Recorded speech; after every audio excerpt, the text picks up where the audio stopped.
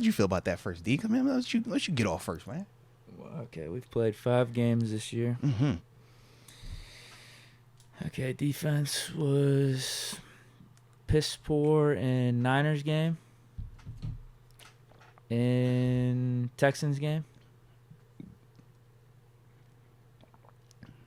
but the offense was bad in both those games too. So, yeah, it's tough to put that all on the defense. Yeah, I'm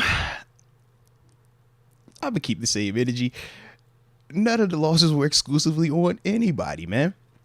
They all had their parts in it, and that was what we've been talking about. And I mean, even at points yesterday, you could also see those same different variables, both positives and negatives, take place in terms of why we did win and ultimately why we were in the situation that we were in for the amount of time that we were in as well, man. But yeah, the defense definitely had a hand in it. But yeah, I can't exclusively say that those 2 losses were on them. Nah. I mean, when we talk San Fran, let's be real. You look at San Fran and what they've done since playing us. Are they not appearing to be an elite team? Are they not appearing to be arguably the best team in the NFC? So we're seeing that, and it's respectable. The Texans, that was the one that still was very surprising to me in terms of the overall outcome. But we're not going to act like they had 30 points in the third quarter. No. It was still a what? It was 13-6 or whatever the heck it was when we had coming out of halftime. We kicked the field goal. It came down to that 4th and 1. Absolutely. And that was where the game shifted. Yeah. But ending of the game, it definitely would have you perceiving it to be very different. But that's why we always talk context. And yeah, they still got to be better because that's what they're compensated to do. So 100% we expect more from them. But yeah, it's still context, like I said, with those situations right there, man. But the way that they played in that second half was absolutely lights out.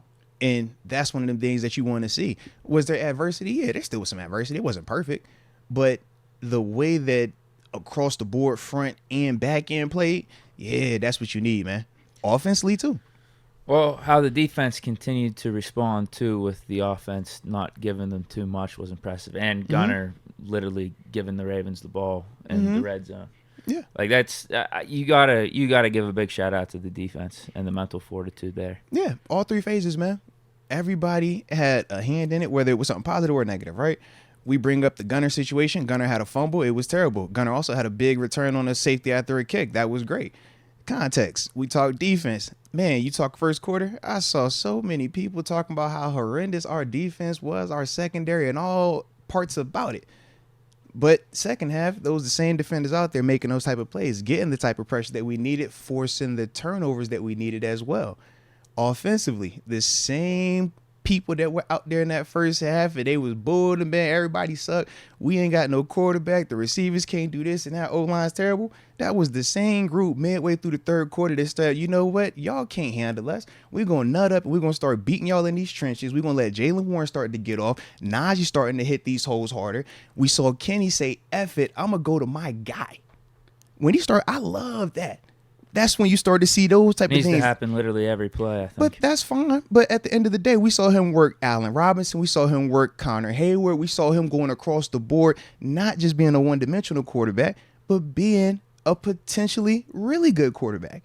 We saw those things. Now, was it a smaller sample size? Sure. But at the same time, from a player's perspective, I think he's evolving exactly on schedule. I think this offense as a whole is evolving exactly on schedule, but it's all about how you perceive it and the expectations. And we've talked about that before too. Well, I'm definitely with you on Kenny. Kenny's fine. Explain the offense as a whole then, why you think we're evolving on schedule when we only had, 3 points after, 3 full quarters, 3 quarters and a half? Yeah, so check it out, right?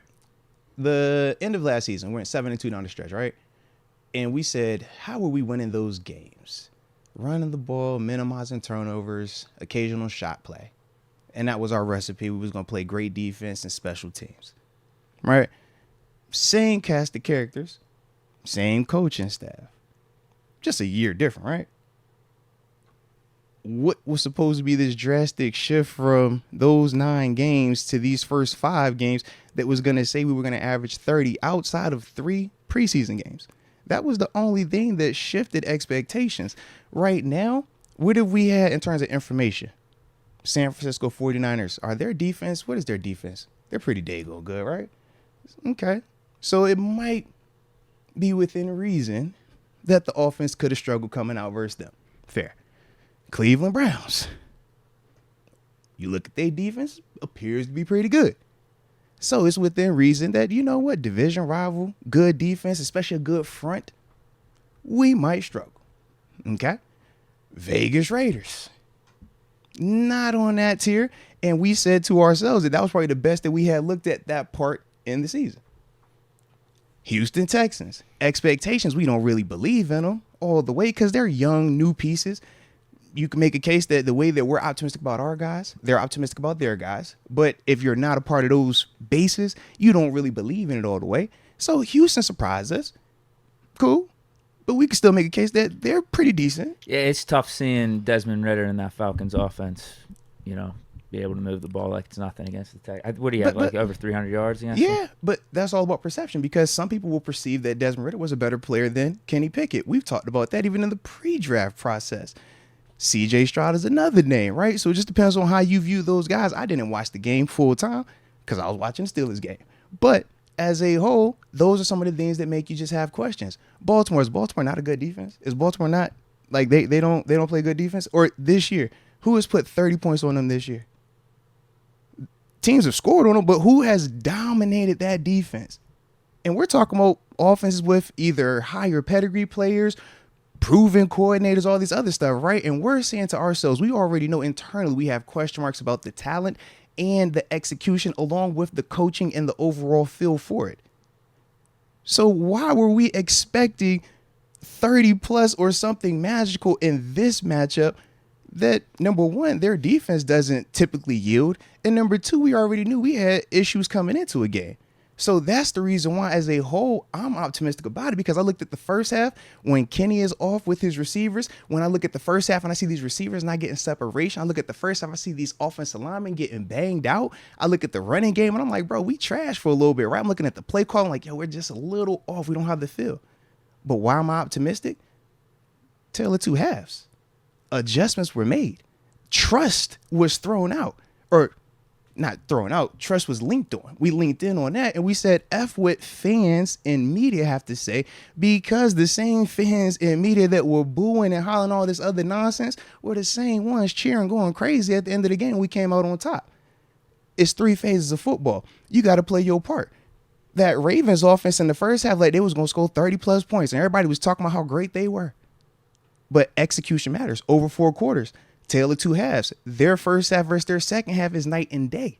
So when I look at how we finished, how we were able to control line of scrimmage, run the ball, utilize Jaylen Warren, call calls that were actually designed to take shots and designed to get Jaylen Warren out in the perimeter one-on-one.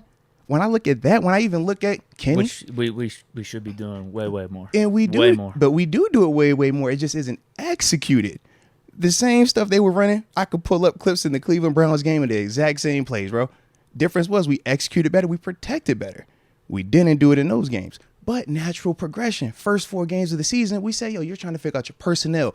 What's your flavor? Who's a guy? Who's not a guy? 5th game, it's like, all right, bro, we should be looking a little bit more mature. Second half, we looked a lot more mature. We looked like the team that people were expecting the Ravens to look like in the second half. More physical, moment wasn't too big. Our quarterback had a lot more time. Their quarterback running for his life. Our receivers making the big time catches and plays. Their receivers coming up with the untimely drops. Our defenders making picks. Their defenders getting beat. I looked at all of that and I'm like, bro, this is what you want. This is what we've been hollering for. And we're finally getting it. But it's all about understanding the time. It's not going to happen overnight in this league, bro. This league is too tough for that. But it can continue to grow and build with time. With time. And that's what we're seeing even in this game right here. Now, I hate to poo on all that, or even man, get it off, bro. Or even just play devil's advocate, to be honest with you. I love it when you do it. I'm extremely pumped about the victory. Because that's big to be 3-2, leading the AFC North going in this bye. Hopefully we get Deontay back. Kenny gets to heal up. Hopefully Cam Hayward can come back sooner rather than later. Muth scheduled to come back. So, I am very, very pumped about it. But So you say we did all that and we don't got no Pro Bowl out Yeah, there? here's the problem. Like I'm listening, baby. We can't keep doing this thing with this offense because luckily the Ravens did bail us out with all those drops. I mean, they could have easily had like 2 or 3 touchdowns if they didn't drop the ball. So you say drop, which is fair, but could we also say they didn't execute? I mean, these are gimme passes. You got to catch. So they didn't execute then, correct? However you want to phrase it. I mean, these are easy passes. These dudes were dropping. So if he caught it, then he executed it. All I'm saying is like the offense, yeah, the schemes, whatever it was. You know what I mean? We weren't successful for pretty much the whole game. I'd say like 75, 80% of the game. Executing. And then you could argue the same thing on defense with letting these Ravens receivers run wide open everywhere. And like luckily they dropped it. I think that's what I'm saying. Yeah. Like for the most part, like we got bailed out at times. And we took advantage of that. Like there was very much a self-implosion part of this on the Ravens. Yeah. And we ultimately took advantage of it. We stayed in. We had the mental toughness, all that. And I give credit to the coaches, like because like you said, the adjustments that were made in the second half, particularly on defense, the contain was better on Lamar Jackson, the pass rush was better on Lamar Jackson, all those things. But at the same time, I mean, there were still some dudes wide open dropping passes on the Ravens part. So execution is what matters, is what you sound like. Now we get enamored with a drop versus I'm talking about sustainability though. Like you can't keep showing up like this week in, week out. You can't. Because the Texans weren't dropping those passes last week. So they executed. I got you. I love it. Trust me, you're in the right mindset, bro. You definitely are. I just look at it like this, man. Football is football, bro. There are going to be drops. A drop pass, is that more important than a guy that slipped coming out of his stance and missed his block? Is those not the same? They're both lack of execution, right? For whatever reason. I could simply say, catching a pass 40 yards downfield, that's easy. I could also look and say, hey, running back, you step up and pick up this protection right here. That's easy. Left tackle. Vertical pass set. Don't let this guy beat you around the quarter with speed. That's easy. We all just look at it and have different opinions on it. But at the end of it is execution. So, yes, we can highlight, oh, man, Nelson Aguilar dropped this. Bateman dropped that. Mark Andrews dropped that. Okay, and we could also turn around and say, well, dang, Levi Wallace just was a little bit late with his eyes right here. DeMonte Casey was a little bit too far positioned inside right there. It goes hand in hand. If we're using it for our benefit, then we talk about it as a narrative, right? Or we talk about it as context. We say it as context. If it's against us, then we say, oh, that's a narrative, man. You're just trying to paint a picture. All of it is variables in this equation. But when you execute, that is the difference in it. And for 4 quarters, it doesn't matter who's out there, what you've done the week before. It's about in that game, what you're going to do. So, once again, right? You talk about how we haven't been able to do all this stuff offensively. But over the past 14 games that we've played, we're 10-4 right now, Deke. What am I missing here?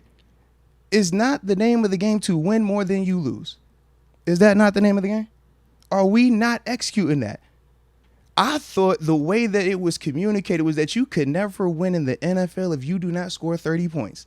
So how have we won 10 of our past 14 games and everybody and their mama talks about how we ain't scored 30 points yet, Deke? I'm listening. I'll be honest with you. Help me. I don't want to compare. Our defense is trash, right? Y'all said our corners, Levi, Pat P.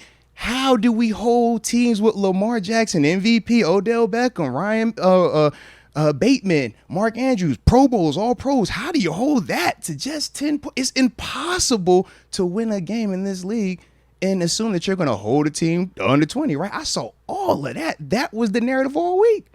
So I'm just trying to figure out, Deke, for it to be as crazy and as, oh my God, it's still terrible. How are we still winning? How? You find ways. But here's the thing. With the whole offense, this isn't just a one-game thing against the Ravens. Like, this has been happening all year with the slow starts and just pretty much being inept. Okay. We've been seeing a lot of the same stuff with the defense throughout this year, too. Some of the lapses in the secondary. So that's the thing. Like, this type of stuff is becoming more of a trend. Like, I don't expect Zay Flowers next week or for the Ravens for the rest of the season to be dropping passes like that. But what we can say about this offense and defense is we're not getting off the fast starts. We're barely getting over the 50-yard line. Settling for field goals. And then defense, yeah, we're having some lapses in the second. Like that's the trend of the season right now. But here we are still at 3-2, right?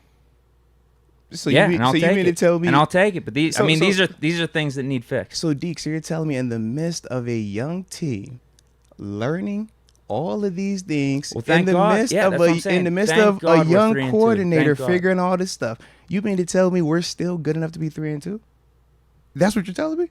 Because that's what I'm trying to figure out. Thank God. I'm being serious. Thank God. I'm trying to figure it out. I'm like, is this a bad thing that we're 3-2? Would we be better if we're 0-5 right now? Because that's what I'm confused about. I just feel like you got to look forward to. It's like, what's going to change? Like, is this going to get better? What's the hope that any of this is going to get better? So secondary, you can put JPJ in. Okay. We got a good pass rush, so you could lean on that. Offense. I don't know, man. So the second half, there was nothing positive that took place on the offense. At quarterback, at offensive line, at running back, or wide receiver, even from the coordinator. That's what you're saying, correct? It came down to letting it loose. No. Don't minimize what took place. Midway through the third quarter, we saw a difference in this offense. Don't minimize it. Don't. We saw an uptick in this offense in the third quarter that took place all the way to the fourth quarter. We saw that.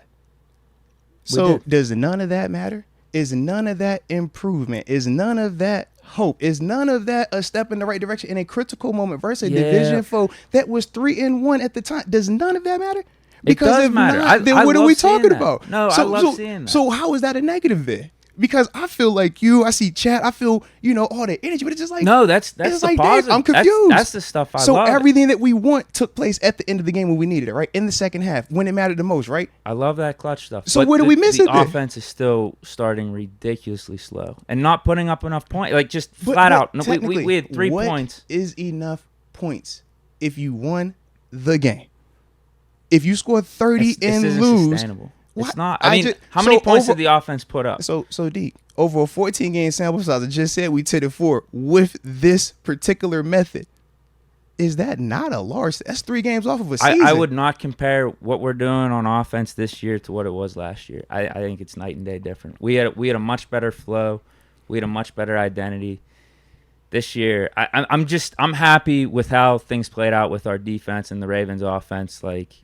Having all those drops and whatnot. Because it would have been like the Texans game last week if they simply would have caught the ball. Okay. Unfortunately. So I look at it like this then. If the last part of the season is compared to the first half of this season, can't that be a little bit off? Shouldn't we compare first half of season to first half of season? Second half of season to second half of season? Because did we not see 2 different variations of Kenny Pickett? I would like to think the continuity would count for something from end of last season to beginning of this year. Every year is a new year, Deke. Every single year is a new year. We do this every single year, and we see how teams that have high expectations because of what they did the year before does not carry over to the next season because it is a year-to-year league. All I'm saying is, man, if you don't have the expectations where they're supposed to be, your feelings are always going to be a little bit off kilter. I'd like to have at least an average offense. Well, this is the other part. I don't think that's a crazy expectation. Well, it's not especially crazy. With the talent that we got. You have to think it's a disconnect, though. One being, when you're watching it, is different than when you've lived it. So when I speak on the patience, I speak on it because I understand what it takes for it to develop into what you and a lot of Steeler Nation wants it to get to.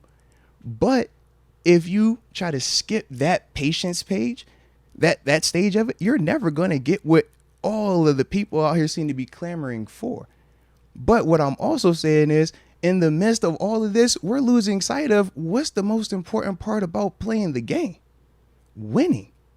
And that is what we are consistently doing through all of the internal nonsense.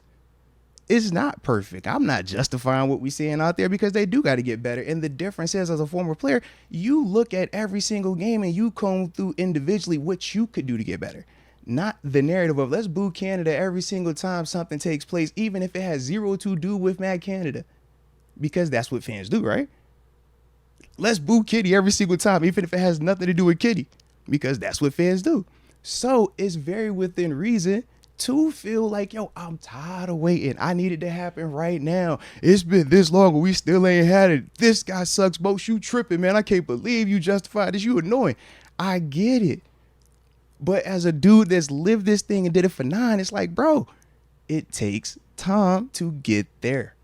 And unless you have the 1 in a million Hall of Fame first ballot type guy in-house at the moment, it's going to look like this at times. It's going to be highly inconsistent. Shoot, the Dallas Cowboys got more talent than we do on paper. They still struggle offensively. They got coordinators. They still struggle offensively. We could look around the league and Buffalo Bills struggle on occasion offensively. We could go down the list of teams that struggle. We could also look at teams and say, hey, man, the Jets, well, how they score points? Man, what happened to that team over there? They scored this week.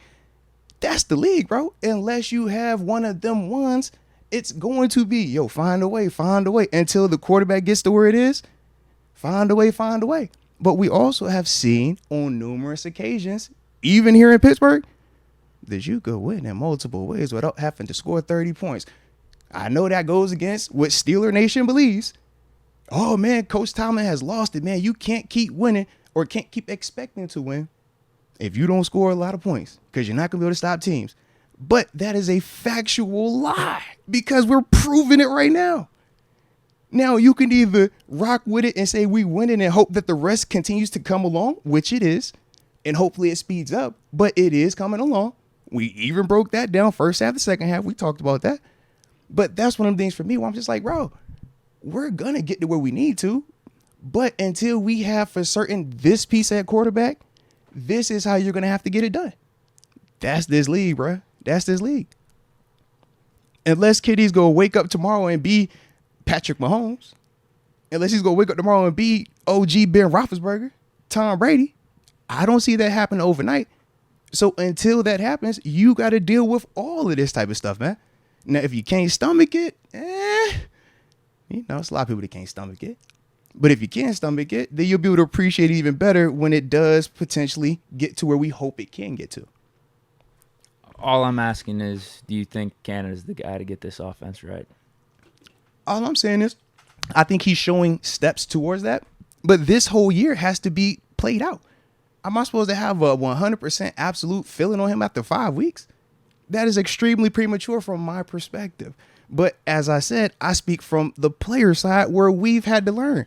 It doesn't happen overnight. There is no quick fix to this thing. You don't just get overnight success. You got to put your work in. You got to put your time in. We talk about JPJ, right? 1 pick in all 4 years or all his college years, and that was the knock on him. And I said, man, every time I was out there training camp, first guy out there on the field, what was he doing? Working on interception drills, working on catching the football, high pointing the ball. Is it a surprise that through a preseason in 5 games, he done got 2 picks already? No, because he put the time in. And that's all we're saying is if you put the time in, it will develop. But you can't rush it. It has to develop. Now, if we would have said, hey, JPJ, go out there week 1, go do that. That's not real. And to say, go out there next week and do that. I don't think that's real like that. But in time, it can develop into that. But we cannot become impatient with it. Well, I mean, y'all can. Everybody's entitled to how they want to feel about it. I'm just saying that I recommend that you don't be impatient with it, that you actually do allow it some time because everything that we want is very much on the table. But you could lose it all if you start just making rash decisions just for the sake of making them. If you're trying to keep up with the Joneses, like we've heard multiple times, that'll get you in one of them situations. It just depends on what you're trying to do, though. Is Canada the one to get us there? That's my big question. Nah. Because it feels like the offense has regressed from last year. So the second half was that bad that it regressed? No, I'm saying as a whole. The offense as a whole. I thought we was talking about the game that just played.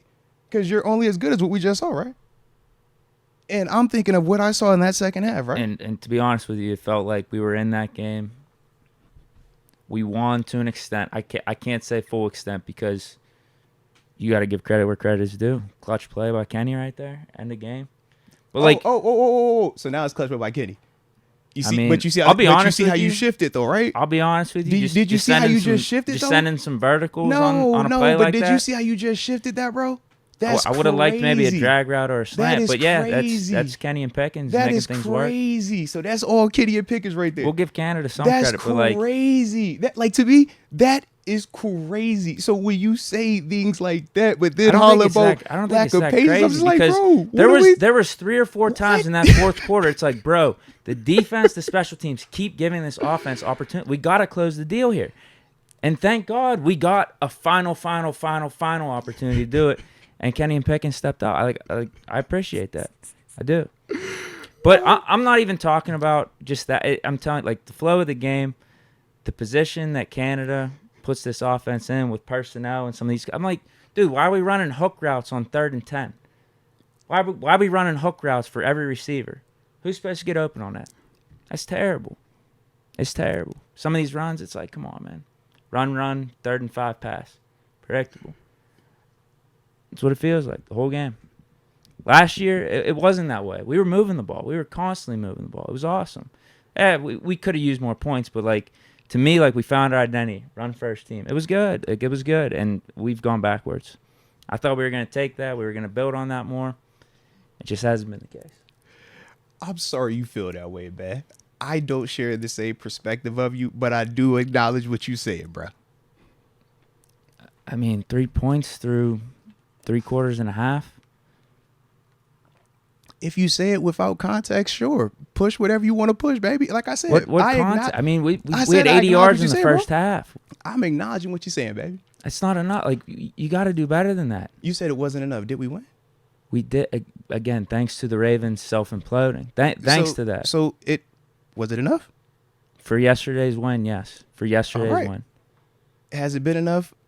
3 out of the 5 games we played this season. Again, luckily in this Ravens game and luckily in the Browns game, yes. All right. And I'll take those wins. Trust me, I will take those wins. I was going to say, man, y'all should just stop appreciating the victories. That don't even be happy about. I do appreciate the victories. My big question is, not done in the manner in which you want it done. I mean, I'm seeing people get pissed off about Matt Canada not celebrating the touchdown. But these are the same people that get pissed when Mike Tomlin bangs his chest. Which one do you want? We complain if you do it. We complain if you don't. They call a good play. You say it's Kitty that did it. If it was a bad play, you say it's on Canada. If the defense bails you out, you say, man, good job on the D. If the offense score 100 points, we like, yo, man, we elite.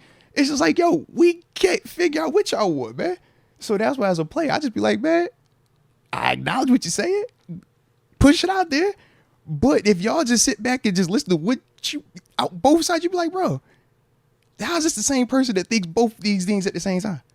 And that is what the perception is from my perspective, at least. But I'm an outlier in this situation. So the offense. So you believe in this offense? If you want to to make it an absolute, you're you're making it an absolute. That's what you just did, right? That's an absolute statement.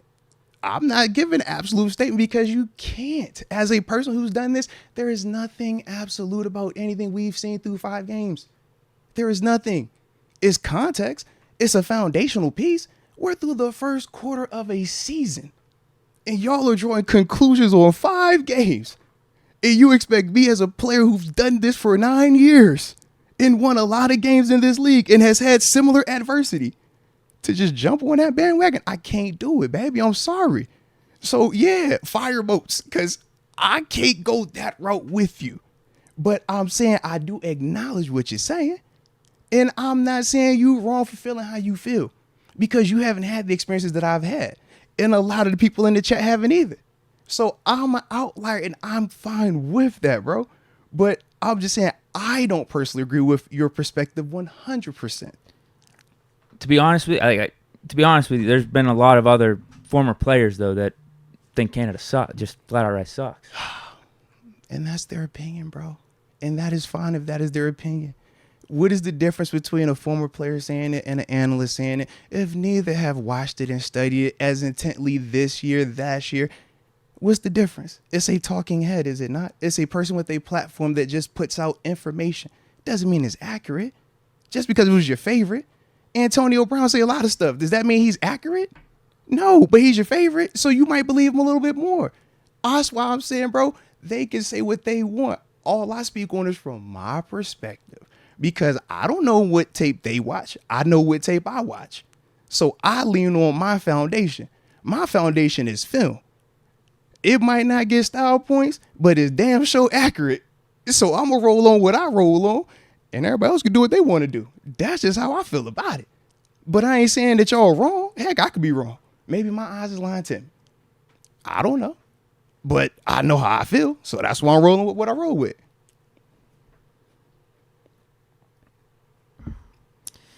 All I'm saying is something's got to give with this offense, man. I'm hoping, hey, like if Canada sticks around, everything stays in place, we go out, ball out against the Rams. It's just this stuff is happening way too common.